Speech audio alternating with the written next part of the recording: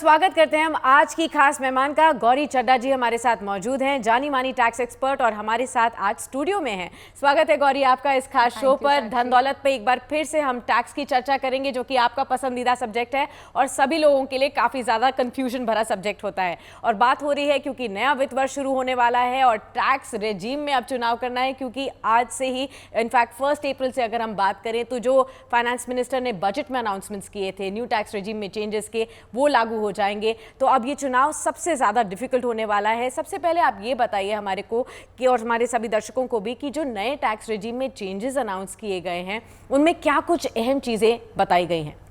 देखिए, जो new tax regime है, एक तो वो जो आपकी चेंजेस इस बजट में अनाउंस किए हैं वो आपके 1 अप्रैल से आपके ऊपर लागू होंगे। इसका मतलब ये है कि 1 अप्रैल 2023 से 31 मार्च 24 तक जो फाइनेंशियल ईयर है, जिसकी रिटर्न आप अगले साल यानी कि जून जुलाई 2024 में भरेंगे, उसके ऊपर एप्लीकेबल है, जिसमें बहुत सारे चेंजेस हैं। आपकी रिबेट को बढ़ाया गया है, बेसिक एग्जेम्पशन लिमिट को बढ़ाया गया है, स्टैंडर्ड डिडक्शन को इंट्रोड्यूस किया गया है न्यू रिजीम में, और ये कुछ खास चेंजेस हैं। स्लैब रैशनलाइज किया है, जिसमें रेट थोड़े कम किए हैं ताकि ज़्यादा लोग इसको ऑप्ट करें, क्योंकि अभी तक देखा गया है कि न्यू रिजीम एक तरह से फेल हो रही थी, ज़्यादा लोग ऑप्ट नहीं कर रहे थे।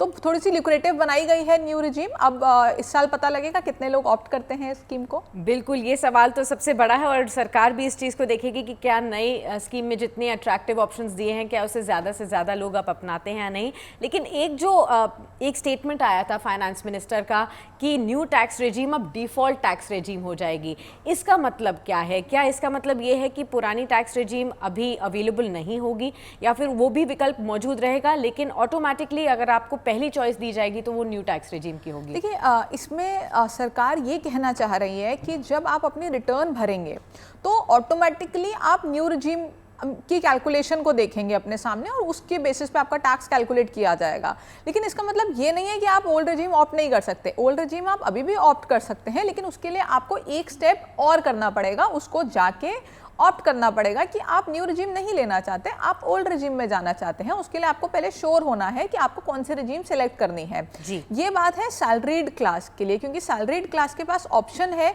कि वो हर साल अपनी रिजीम को चेंज कर सकते हैं। जैसे एक साल ओल्ड रिजीम ली तो अगले साल न्यू ले लें, जो जिस साल में बेनिफिशियल लग रहा है वो ले सकते हैं। लेकिन बिजनेस वाले हर साल नहीं कर सकते। बिजनेस वाले एक बार अगर न्यू रिजीम में आ गए तो एक बार ऑप्ट आउट कर सकते हैं, बार बार हर साल वो चेंज नहीं कर पाएंगे। तो बाय डिफॉल्ट का मतलब है कि जब आप रिटर्न भरेंगे तो जो कैलकुलेशन आपकी आंखों के सामने आएगी वो आपकी न्यू रिजीम की आएगी। अगर आप उसको नहीं लेना चाहते, आप ओल्ड रिजीम में जाना चाहते हैं, तो अलग से आपको ओल्ड रिजीम को ऑप्ट करना होगा। ठीक है। अब सवाल ये भी आता है गौरी कि आखिरकार सरकार ये चाहती क्यों है कि न्यू टैक्स रिजीम में ज़्यादा से ज़्यादा लोग आएँ? सरकार की मंशा क्या है इसके पीछे? क्योंकि जहाँ तक मेरा अंदाज़ा है, ओल्ड टैक्स रिजीम में जब लोग फोर्स्ड होते थे टैक्स बचाने के लिए, इन्वेस्टमेंट्स करने के लिए, तो ऑटोमेटिकली पैसा घर से फाइनेंशियल सिस्टम में आ रहा था, तो कहीं ना कहीं इकोनॉमी के लिए तो फ़ायदा हो ही रहा था। लेकिन अब जब डिडक्शंस को हटा दिया जाएगा, एग्जेम्पशंस को हटा दिया जाएगा, तो लोगों के हाथों में पैसा आएगा। अब वो उसे सेव करें या ना करें, इसके ऊपर किसी का कंट्रोल तो है नहीं। तो ऐसे में सरकार की मंशा क्या है? बिल्कुल, देखिए साक्षी, इसमें दो चीज़ें हैं। जो ओल्ड रजीम है उसमें डेफिनेटली फोर्सफुल आपकी इन्वेस्टमेंट्स हो रही थी, आप ज़बरदस्ती आप इन्वेस्टमेंट करते थे। लेकिन साथ ही साथ ये बड़ा कॉम्प्लिकेटेड था, क्योंकि इतने सारे सेक्शंस हैं। हम एक आम आदमी से पूछें तो उसको 80C 80D पता होता है, स्टैंडर्ड डिडक्शन पता होती है, कुछ लोगों को वो भी नहीं पता होता। तो बहुत कॉम्प्लिकेटेड था, इतने सारे सेक्शंस। अगर आप ओल्ड रजीम में देखें, अगर आप इनकम टैक्स एक्ट पढ़ने चाहेंगे तो आपको पता लगेगा कि कितने सारे सेक्शंस हैं, उसमें कितने सारे क्लॉजेज हैं, उसमें कितना कुछ इन्वॉल्व है। तो जो सरकार की मंशा है वो ये है कि न्यू रजीम लाए, इन डिडक्शंस को हटा दे और जो टैक्स कैलकुलेशन है उसको थोड़ा इजी कर दे। हाँ, इसमें नुकसान है कि जो आप ज़बरदस्ती एक इन्वेस्टमेंट करते थे और आपका रिटायरमेंट सिक्योर हो जाता था उस इन्वेस्टमेंट की वजह से।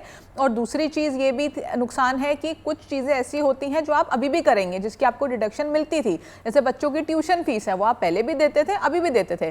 पहले आपको उसकी डिडक्शन मिलती थी, अब आपको उसकी डिडक्शन नहीं मिलेगी। पीएफ आपका पहले भी कटता था, अभी भी कटेगा, पहले डिडक्शन मिलती थी, अब न्यू रिजीम में नहीं मिलेगी। तो कुछ नुकसान है न्यू रिजीम के, लेकिन आपका जो टैक्स कैलकुलेशन है उसको ईजी कर देती है। और मेरा मानना ये है कि जो सरकार चाहती है, ऑल्दो मैं नहीं बोल रही कि न्यू रिजीम बेटर है या ओल्ड बेटर है, वो तो कंपैरिजन करके ही पता लगेगा, लेकिन कुछ सालों के बाद मुझे लगता है कि जो ओल्ड रिजीम है उसको ख़त्म कर दिया जाएगा और सिर्फ न्यू रिजीम रखी जाएगी।